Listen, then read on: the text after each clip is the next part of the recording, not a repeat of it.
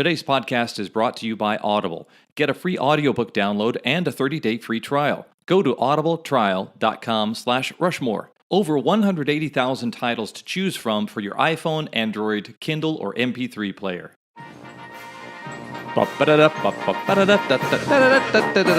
Greetings and welcome to the Mount Rushmore podcast. My name is Jeff, and I'm joined as per usual by my good friends Richard. Hello. And Michael. Howdy. Richard and Michael, these guys, am I right? I mean, they're at odds. It's like they have these different personalities and different characters, and, you know, one always wants to be the boss and say what's right, and the other one's like, hey, I'm just a big dummy, or hey, I'm not going to listen, and Hey, what's the matter, you? What's the matter, you? They do debate the top four or most They do debate the most ubiquitous elements of any given topic, and they'll do that this episode when our topic is the Mount Rushmore of the smart, sensible character in a story. This was my topic, and somebody asked me why I chose it. Why'd you do that? Why'd you choose that? Why'd you do that? Why would you do that? Hey, Jeff, why'd you do that? Oh, that's good. That's good. That seemed realistic. Yeah, why would you do that? Why would you do that, Jeff? Well, I love this character in any given story because they are often the person who explains the world to the audience. They create the structure for the audience to experience the story. And I think I, in my life, aspire to be a smart, sensible one, but I never am. I'm usually the doofus who sends things careening in the wrong direction. But I love these characters as they are portrayed in film and television and in any kind of fiction or narrative, and I just want to talk about it. I am fascinated about how they can sometimes be actually smart and sensible or just perceive themselves to be. The first example of this I remember as a child might be Moe from the Three Stooges. So what do you know? Here's a guy who perceived himself to be the smart, sensible one. Right. The show wasn't called Two Stooges. It was called Three Stooges. It's a bunch of idiots led by this self-elected moron who's the king of these idiots. Right. And then is always getting them into a situation such as some kind of tenuous employment as bakers or tire, or a grift gone bad. A grift gone bad. You feel like Moe is the only one that can fully sign his name to documents. Yeah. So that's how they. That's how they. That's what he offers. But secretly, Larry's the only sensible one because he's the one who's usually, "Hey Moe, I don't think this is such a good idea." Yeah. Shut up, you knucklehead. But Moe perceives himself to be giving themselves the structure, the opportunity, and the wherewithal to gain an income when they really should just sit around and collect unemployment insurance because they're just getting in trouble. So this is, I just love this category. So is there anyone who wants to go first? Wait, the one who can dodge these two fingers coming right at you. Oh, Richard dodged it. Oh, Michael, you go first. My first character, seems to find, Popeye Popeye seems says. to be the things that are the way that is. That sounded very Cosby-like. This is like a hast thou slain the Jabberwock. The lead character seems to be rarely the sensible one or the logical one. Yeah. Or the lead character has to be passionate and go off, and someone has to ring him in. Yes, because there's nothing sensible about heroism. Or Well, I have one that is not that. But Okay, I agree with you most of the time. Everybody, welcome to the episode with Point Stepper Honor, Richard Manfredi. So I'm the sensible and logical point. Jiminy stepper. Cricket. Oh, cool. What? From Oh, okay. Pinocchio. Yeah, there we go. Sorry, I said what like it was. I didn't know who Jiminy Cricket was. That's weird. Jiminy Cricket from Pinocchio.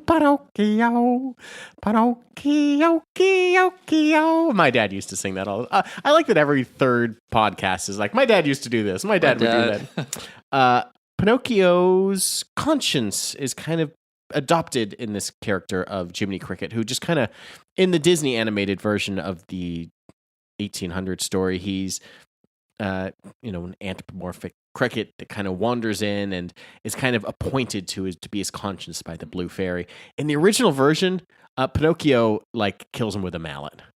Oh, is that right? Really kind of depressing. Then every original story is like awful. All those fables, there's so much death and gore.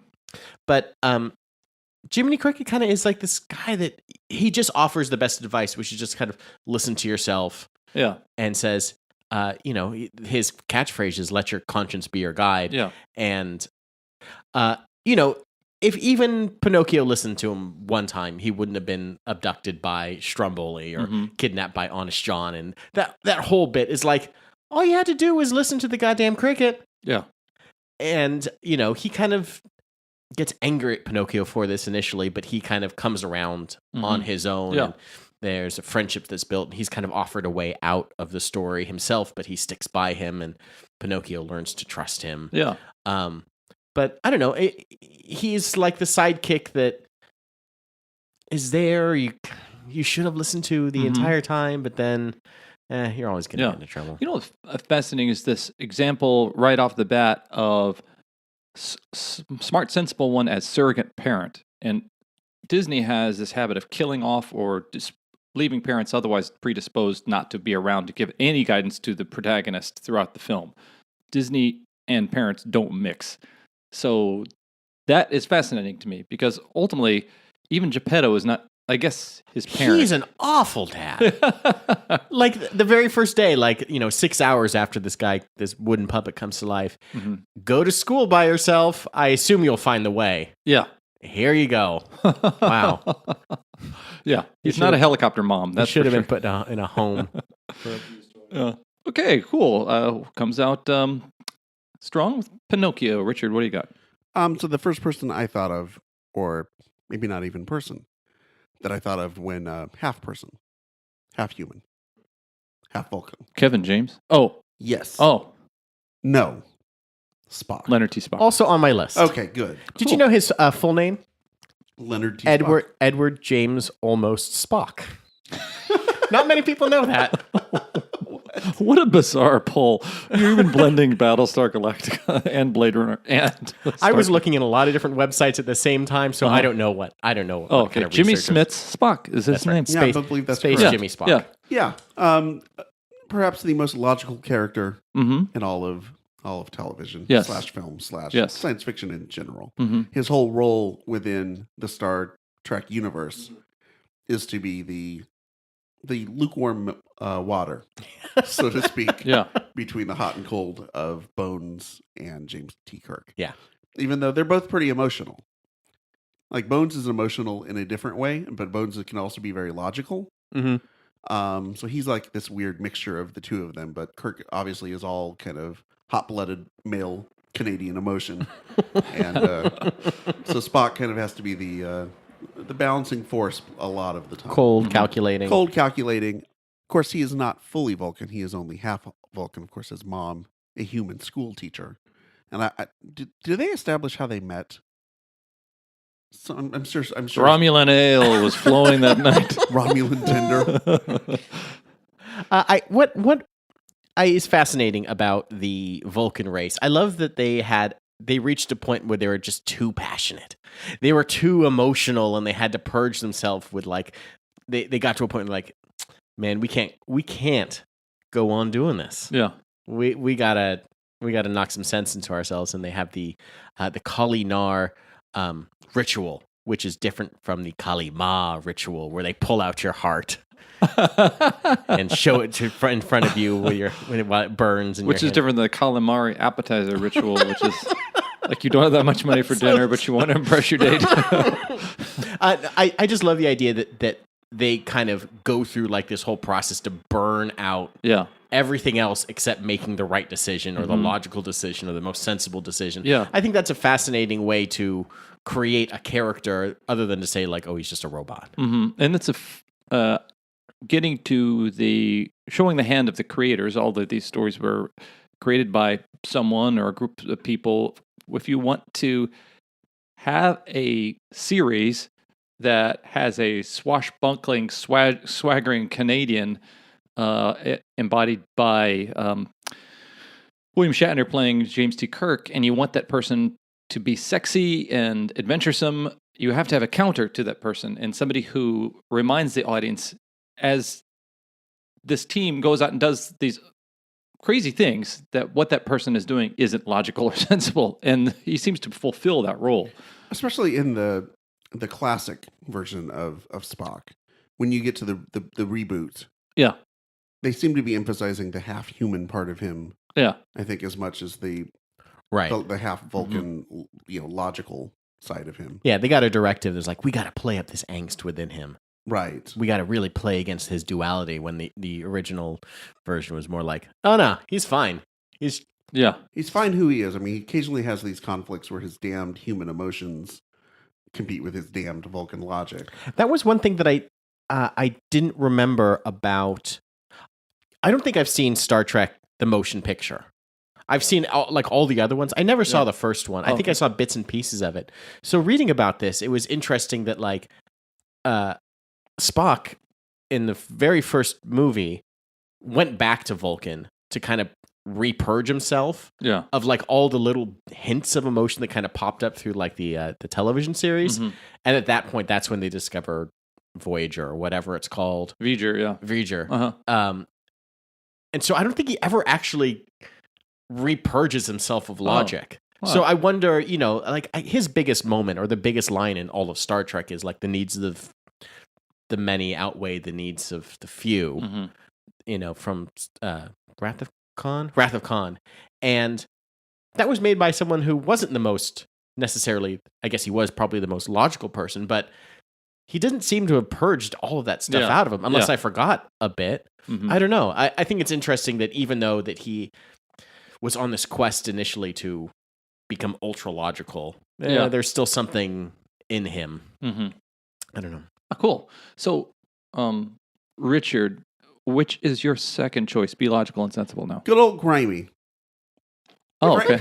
Frank Grimes. Okay. From The Simpsons. From The Simpsons, yeah. From the episode Homer's Enemy. Oh, fun. What a fantastic choice. I realized we hadn't talked about The Simpsons in 2 or 3 episodes. No, that's good. So it was time to get back on on that bicycle.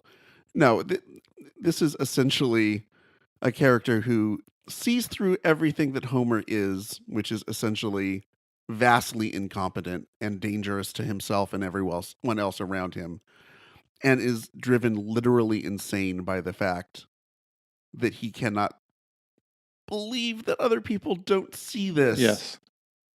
He's basically living Twitter right now. Yeah. Right. It's just you're pulling your hair out over this madman that's the Yes. president. Yes. Right. He was injured in a silo accident. So he wasn't able to go to school. And he has this really hard luck kind of life, but pulls himself together he's 35 and works his way to get a master's degree in nuclear physics, and finally gets a job at the power plant. Yeah. And there he is next to good old Homer Simpson, Mm-hmm. sitting there getting ready to drink a beaker full of acid Yeah. until Grimes knocks it away from him, and it burns a hole in the wall, and then Grimes gets in trouble. Yeah. Because he's the one who knocked the acid into the wall. For wasting acid. For wasting it, yeah. And I love that as well, that the nuclear power plant and the people that run it are just as culpable as Homer is stupid. Yeah. yeah, because they don't see it. It wasn't this episode, but it's one of the episodes where they mention Homer to Mr. Burns, and Waylon Smithers is he's the one who cost you your run for Senate or for governor, almost burned the plant down, and just a whole list of Don't things. remember him. Yeah, I don't remember him. Doesn't ring a bell. That was a Mr. Burns get shot episode. Oh, was that what it was? Yeah, because that's what drives Homer crazy. That gives him the motivation to kill him, is because he wants him to remember Mr. Burns. So sort of an interesting parallel then with Grimy, the nickname that Homer gives him that he thinks Frank Grimes loves, in fact, actually loathes. Decides to try and smooth things over by inviting him to his house for dinner, but they try to make it too nice. Mm-hmm. So they wind up serving all this insane amount of lobster, and all the kids are super nice. And that just serves to drive Grimes even more insane. Because how does Homer Simpson, this bumbling incompetent, have this mansion, and he can afford 2 cars, and I live between 2 bowling alleys. Yeah. And he's got a beautiful wife and these 2 great kids, and he's eating lobster every day. Yeah. How is this possible? Yeah. And this just builds on and on until he snaps. Mm-hmm. He just snaps after Homer wins the nuclear power plant contest that was designed for kids, and goes amok through the power plant, doing things like, "Look, I'm Homer Simpson. I don't need to wash my hands after I go to the bathroom. Why would anyone care? I'm Homer Simpson. Yeah. I'm Homer Simpson. Look, this says dangerous, high voltage. I don't need to use gloves. Bzz.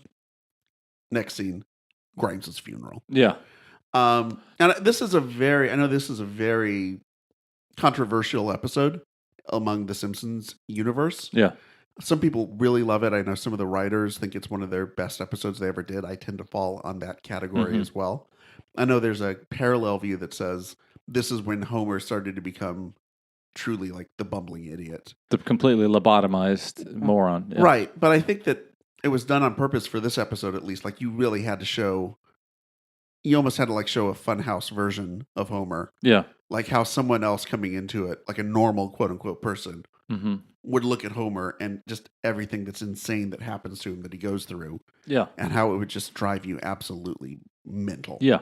Yeah. That is it almost feels like when the Simpsons did a 3D CG episode. Right. Where you're bringing a dose of dimension to it and perspective, in that Homer's surrounded by people almost as dumb as he is.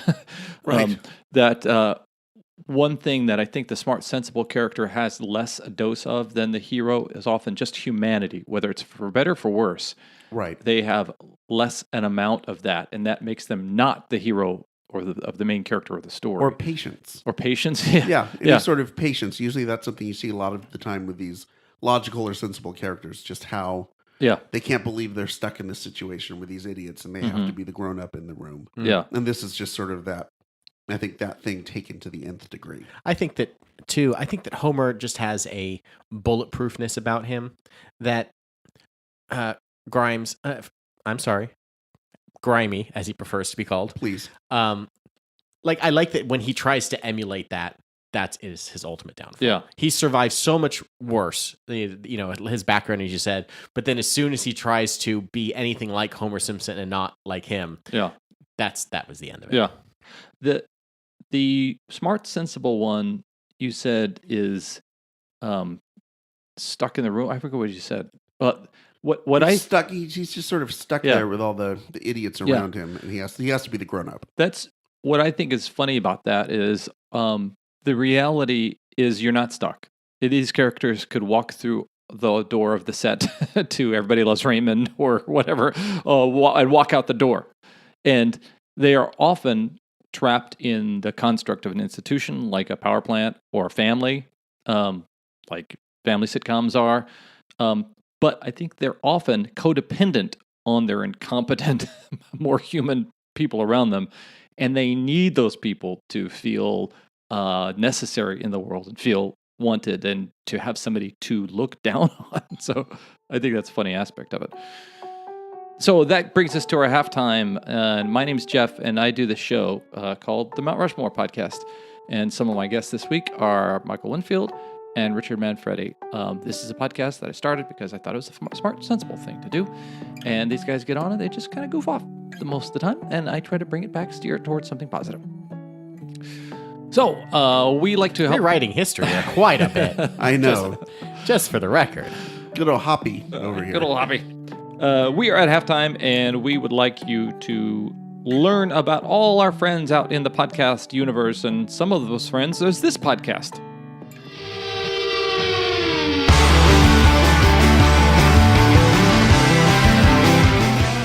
Hey everyone, my name's Jim Hankey, and I'm the host of Vinyl Emergency, a podcast where musicians, producers, comedians, and those who dream up, press, release, or collect vinyl records discuss their relationship with the medium today as well as in their formative youth. Artwork that has stood the test of time, neighborhood record stores we remember, the first albums we ever bought, vinyl's warmth and sound. The tangible object of a vinyl record can bring forth so many intangible memories, and that's what we try to capture on the show. Guests have included Roseanne Cash, Ben Montench of Tom Petty and the Heartbreakers, Brian Stack from Conan and The Late Show with Stephen Colbert, Ted Leo, Lily Hyatt, and Dave Porter of Breaking Bad and Better Call Saul. We've been known to do an episode or two in front of a live audience as well, and we also talk to everyday record collectors about what drives their passion. We even have episodes dedicated to the processes of mastering for vinyl, properly cleaning your records, the feeling of standing in line for hours on record store day, and much more. Tune into Vinyl Emergency however you get your podcasts. Visit us on Facebook, Twitter, and Instagram at Vinyl Emergency, or stop by our website, vinylemergency.com. And I'm back. Don't You Love That Podcast you just heard that promo for? I know I do. But I want you more than anything, stop listening to that other podcast. Listen to our podcast. Download, rate, and review all the past episodes of the Mount Rushmore podcast. They're available on iTunes, on Stitcher, and you can jump in there and just, you know what? Stars are good. As a kid, I never got enough gold stars, the sticker type ones, but you can rectify that by giving me a bunch of gold stars. And Richard and Michael, give us those stars, but also let us know what you think by writing a review. And you can also let us know by getting the dialogue on the Facebook page and Twitter and Instagram, and give us suggestions for future episodes. Maybe it's an episode that you would like to be a guest on. We would love that. And we are back. Michael, what is your third? I know that we talked about Spock being, this Highly logical captain. this highly logical person that's not, that works because he's not a robot. Yeah. We're going to talk about a robot, and that is Theodore 3PO the third. I don't know. James Almost. I love it. James Almost. Thank you for bringing that back. C3PO. What I love about him is how almost his default setting is cowardice, Yeah. but in a logical sense. Okay. When we're first introduced to him, he's just kind of like this kind of butler, manservant sort of deal. But as through the first three movies, the original trilogy, you kind of get more of a personality of this robot that he just wants to get by. It doesn't he's not in the rebellion for anybody. Han Solo's wasn't in the rebellion he was in it for the money. 3PO doesn't care who his master is. He's just like, we can surrender. And that is totally fine. Yeah. It's acceptable. Yeah. And in extreme situations, let's just give it up. And I could get a job working on the Death Star somewhere. They need translators. Okay? That's right. I think he understands his place in the universe as a commodity. Yeah. So flying through an asteroid field where the odds of surviving are 3,720 to 1, way too much for him, who's just like, look, just turn around, fly back, and I can be on that Death Star, hanging out and just translating for anyone. Yeah. So you would argue he's the sensible one and not R2-D2? No, R2's definitely the hero. He definitely goes out of his way to help people more often than 3PO does. Yeah. I mean, when R2 is playing Chewbacca at their little space chess game, sensibly he says, well, let the Wookiee win, because, he's going to pull your arms out if he doesn't. So, of course, just give up. It's fine. You're going to be okay. You're going to have two arms. What's the difference if you win or lose a game of space chess? That's right. Yeah. That's one of my favorite picks because it does seem like he is the voice of doom and gloom. And R2 is emotional. R2 will kind of show sadness and loneliness and quirkiness and things like that. But there's a reason why C-3PO is wearing gold lame through the whole movie, because he's just this diva guy who just minces and princes throughout the whole thing. Minces and princes. Oh my! I think I saw that stage show one time in Hamburger Mary's here in West Hollywood. Kelsey Grammer is starring in Minces and Princes down on Broadway right now. I believe he is, yeah. Yeah. Speaking of Kelsey Grammer, do either of you have that as a pick? Am I blowing No, I don't. I thought you were going to say, speaking of Kelsey Grammer, have you seen him in Candide at the LA Opera, which Vivian actually saw yesterday? Oh, she did? Yeah, it's very good. Apparently very good. So, pro tip, Candide, go see Candide. Candide, and then semicolon, Minces and Princes. Minces and Princes. That, when I think of Frasier isn't sensible or logical. He is a man that is consumed by passion. When he was on Cheers, he was sensible and logical. No, he wasn't. Wasn't he? No, I don't know. He was one of those characters who thought he was sensible and logical. Yes. He was definitely more intelligent from a bookish standpoint than pretty much anyone there. But he was also very capable of flying off the handle and going off the rails if he got upset or flustered about something. Certainly Lilith would fluster him. Okay. Well, would be more sensible and logical. That's true. Yeah.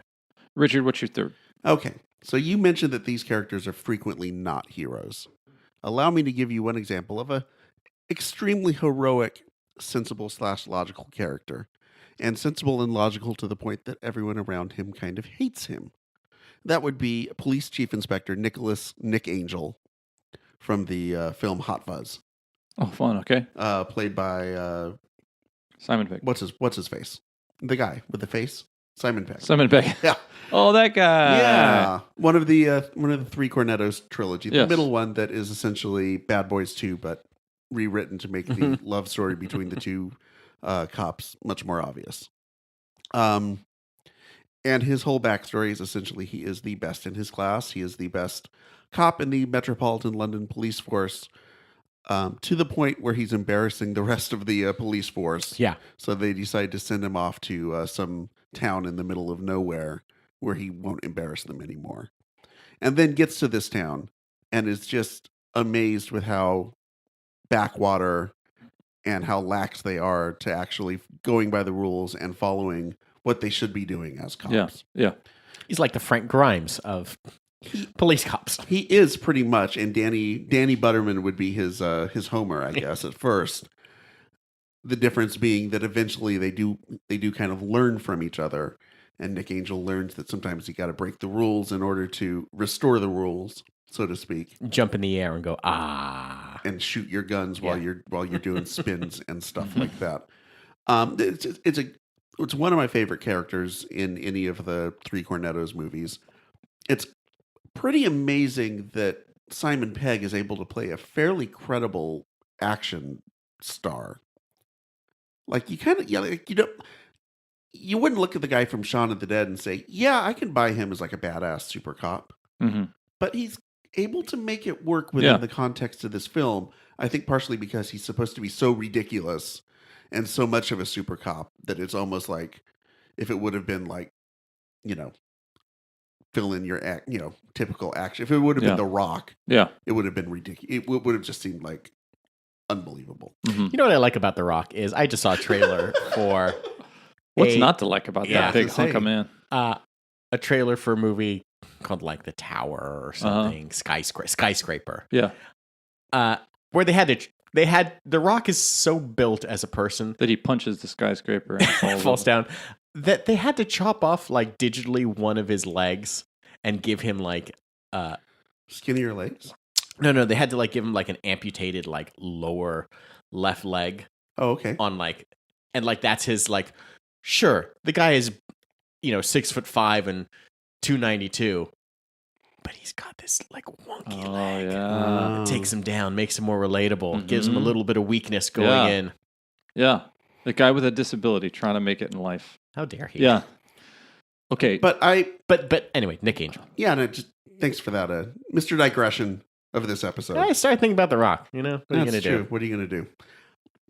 I think I chose this character because it is that example of sometimes the sensible and logical character can still be a real pain in the ass. Mm-hmm. And they're not necessarily, even if they're saying the right thing and they're saying it for the right reasons, oftentimes the way they say it and the way they go about it can be so annoying and so on the nose and by the book, and this is how we should be doing it, that even if they're correct, they don't come off as the type of person you want to have to be your leader. Mm-hmm. And I think that that's what you find with Nick Angel at the beginning of the film, and he kind of has to learn, okay, if he's going to lead the rest of the police force, he kind of has to be able to relate to them.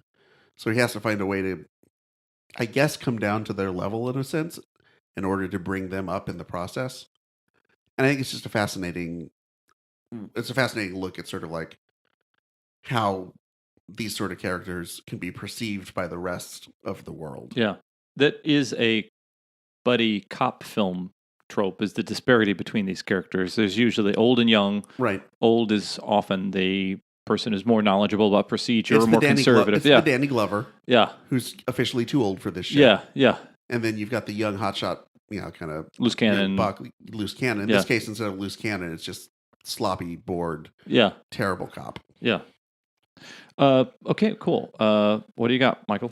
I want to ask you guys a question. Do you want to play a game? That's right. It's Joshua, also known as WOPR Whoa. from the 1980s movie War Games. Wow. WOPR stands for War Operation Plan Response, but what a terrible acronym. WOPR is the name of the program, the system that's built by the U.S. government. Yeah. That's housed at NORAD in Cheyenne, Montana. That kind of helps decide when or not to launch a global thermonuclear war. You're going back to the first time I got cable television. This movie was on repeat. I think this was on HBO every half hour. Yeah. Somehow it would be playing while it was also playing. It was playing. It was like a round, that's the Small World song. Yeah. I think when it came down to it for this category or for this topic, it came down to what is the most logical thing. And it just was the statement at the end of the movie where he says the only option is not to play. Not to play, yeah. And that was just this profound thing that's said in this dumb robot voice, and it says, "How about a nice game of chess?" Yeah. Going back to chess, they talk about 3PO and R2 and the Wookiee. Yeah. Is that all of these mechanisms of trying to blow each other up come down to we're just going to kill each other. So what are all these weapons for? And I don't know if there's anyone that's listening to this that hasn't seen this movie, but it's just a great little thriller. Yeah. Featuring teenagers and great teenage Matthew Broderick and Ali Sheedy is I think so. Who's the girl? Yeah. Who's the girl? Ali Sheedy, maybe? Yeah, it's Ali Sheedy. And it's just this kid that gets kind of just dragged into these weird situations. I love how he kind of was just smarter than everyone. Yeah. The kid himself got himself out of these situations. But, the robot itself, the machine, had such a personality that I thought was just delightful. You brought up two things that I think are compelling about this character. One is that they can be often the villain. And WOPR was the problem, but so ultimately he was the thing that they're trying to defeat. Although Professor Falcon, when he arrives, you think he has some kind of villainy type remove. Yeah, you're not sure what his motivations are, and then you kind of realize that he's just kind of this broken person. Yeah, but it's interesting because I think there's a moment when he doesn't know how to solve the problem. But then I think for a second he actually does, but he lets Matthew Broderick figure it out. Yeah. And he suggests that they play tic-tac-toe and has him play against himself. And you can see that kind of that spark go on right as Broderick says it. And it's like two geniuses that have the idea at the same time. It's just oh, this is 100%. He knows in his head this is going to work. He's going to tie up the system, and all of the efforts are going to go into playing tic-tac-toe, and no one's if you played enough times that there's no way to win that one. That's a fun pull. Richard, you're last, and it will be your last. What? Nothing. Sounded menacing. Yeah, a little bit. My last one is, let's see, Mickey's the funny one of the group. Davy's the charmer.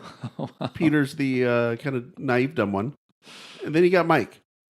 Of course, I'm talking about the Monkees, and I'm talking about the character of Mike, played by Mike Nesmith, who is, I think, very much seen as the smart and logical one, and usually within the construct of the TV show, was whenever they needed to logically, he was the one who usually was trying to tell them to do the right, smart thing. Yeah. That usually didn't wind up happening because they were kind of wacky and bumbling. And I picked this because I found it fascinating the way that this sort of paralleled the way the Monkees played out in real life. That very much he was also while the characters were certainly not, they were certainly based on certain characteristics of the actual actors and singers and musicians. It's not to say that the other ones weren't smart or logical, but he was certainly the first. He was the pain in the ass sort of monkey. Hey, let's play our own instruments. Let's play our own instruments. We need to write our own songs. We need to have more control over what we're doing. Let's actually be a real band and have control over this. Mickey Dolenz was in Circus Boy. He was in the entertainment industry. I'm an actor. This is a role. Same thing with Davy Jones. He was on Broadway. actor. He and- was on the he was in the cast of Oliver that was on the Ed Sullivan Show the night the Beatles Mhm. first debuted. Yeah. And Peter Tork had been a working musician Uh-huh. in Los Angeles for several years before that. Yeah. So they each, it's not that they weren't in real life capable of, incapable of anything or not wanting to go in that direction. But Mike was the one who sort of really pushed in that direction and wanted to take control. Yeah. And in the TV show, he was the one who usually had to take control of a out of control situation and come up with the plan or come up with the solution to get everybody out of the jam they'd worked themselves into. And I don't know, I just loved the Monkees. Yeah. I really did. I remember, when they came on MTV, and that's, I think, people of our generation probably first experienced the Monkees in full was when MTV started replaying the episodes back in the mid-'80s, late 80s.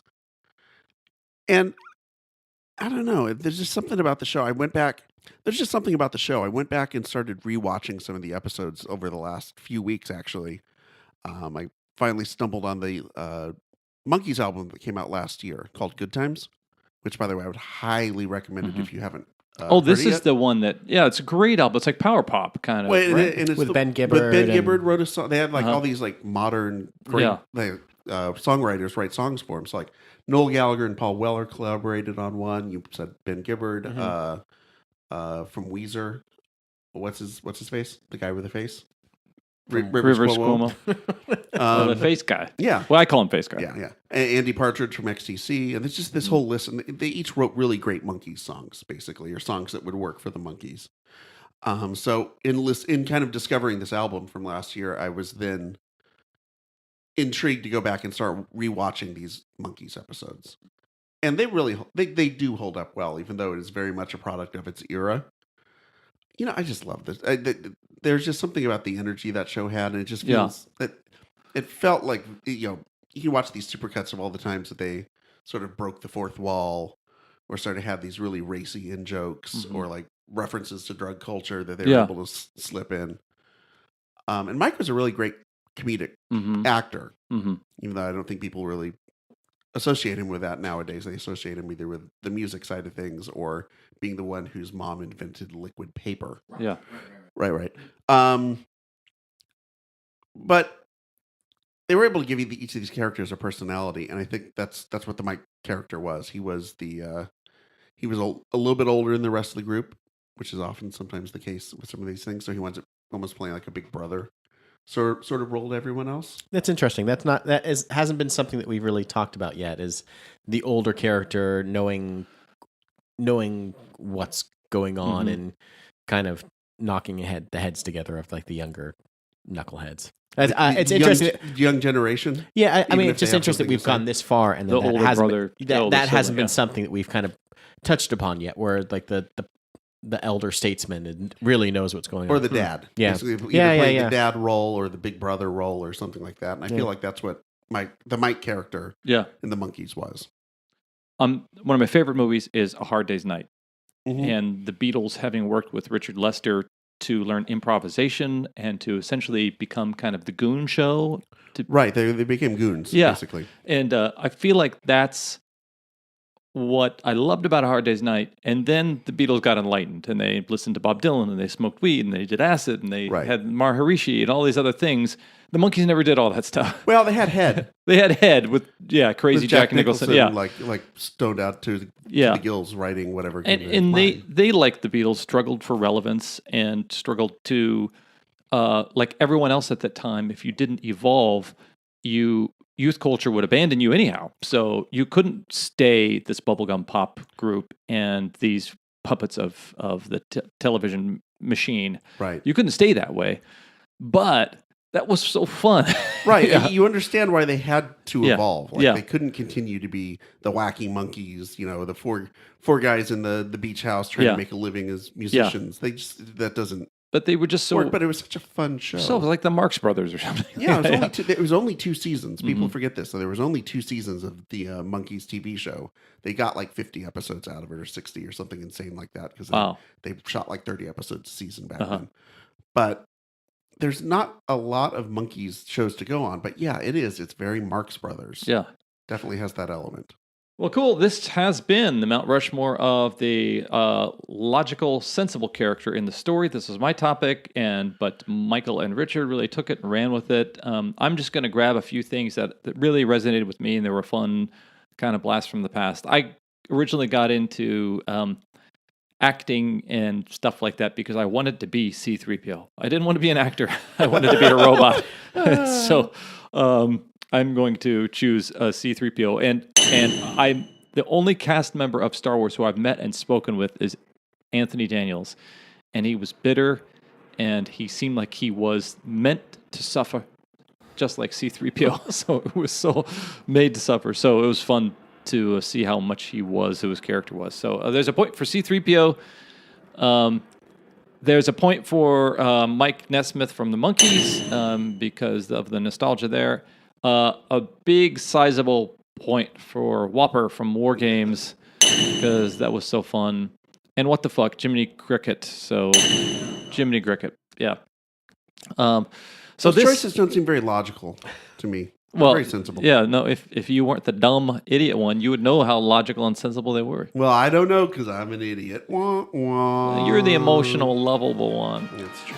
I am the cute one. The cute one. This has been Mount Rushmore. I, as always, am Jeff. I'm Richard. And Michael.